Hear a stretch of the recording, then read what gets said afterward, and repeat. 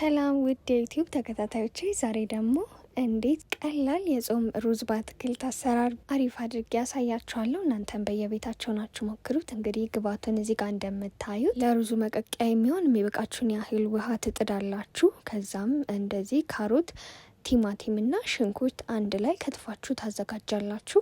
እንደምታዩት 2 ሽንኩርት ብቻ ነው የተጠቀምኩት። ውሃው ላይ ደግሞ ቀረፋ፣ ዘይት፣ ጨው ትጨምራላችሁ። ቀረፋ ለሩዝ በጣም ተፈላጊ ነው እንደምታውቁት እና ጣዕሙም በጣም ቆንጆ ያደርገዋል። እሱንም እንደዚህ በጣም ሳታበዙ ውሃው ላይ ታደርጉበታላችሁ። እንደዚህም ዘይት ሳታበዙ እንዲያበስለው አድርጋችሁ ለሩዙ ታደርጋላችሁ። ጨውም በጣም እንዳታበዙ አትክልቱ ላይም ስለምታደርጉበት ማለት ነው። የተለያየም የምግብ ኮንተንት በየጊዜው እንድሰራላችሁ የምትፈልጉ ከሆነ ይህን ቻናል ሰብስክራይብ አድርጉ፣ ቤተሰብ ሁኑ ላችኋለሁኝ።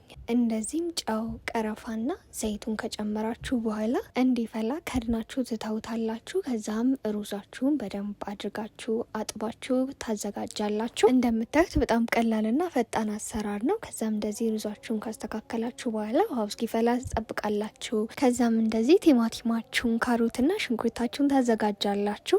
ውሃው ሲፈላ እርግጠኛ ስትሆኑ እንደዚህ በደንብ ሲፍለቀለቅ ደግሞ አጥባችሁ ያዘጋጃችሁትን ሩዝ ከታችሁ ትተውታላችሁ። ምንም እንዳታማስሉት ቂጡን ስለሚይዝ ማለት ነው።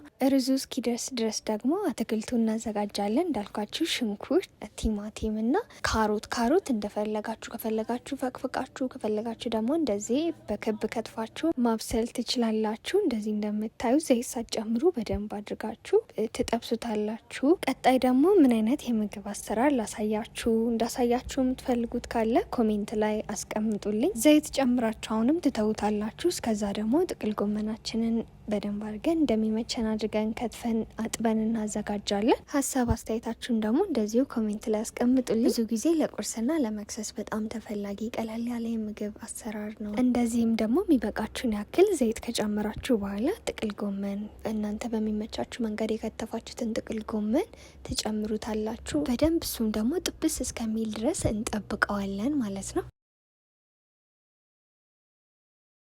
ሩዛችንም ደግሞ እንደዚህ በደንብ ፍልቅልቅ ብሎ እስኪመጥ ድረስ እንጠብቀዋለን።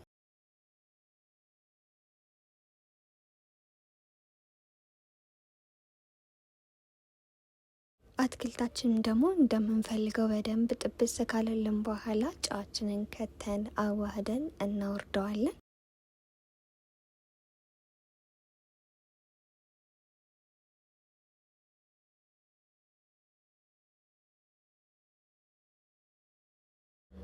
ሩዙም ደግሞ በደንብ ውሃውን ከመጠጠ በኋላ ፍርፍር ካለ በኋላ አውርደን አዋህደን መብላት ነው። በጣም ነው የሚጣፍጠው። እናንተም በየቤታችሁ ናችሁ ይሄንንም አሰራር ሞክሩት። እስከ መጨረሻው ድረስም ስለተከታተላችሁኝ በጣም እጅግ አድርጌ አመሰግናለሁኝ። ሩዙንም እንደምታዩት በደንብ አድርጎ ነበር የመጠጠው። ፋይናል ሪዛልቱንም መጨረሻ ላይ በደንብ ታዩታላችሁ። ሰብስክራይብ እያደረጋችሁ ቤተሰብ መሆናችሁን እንዳትረሱ።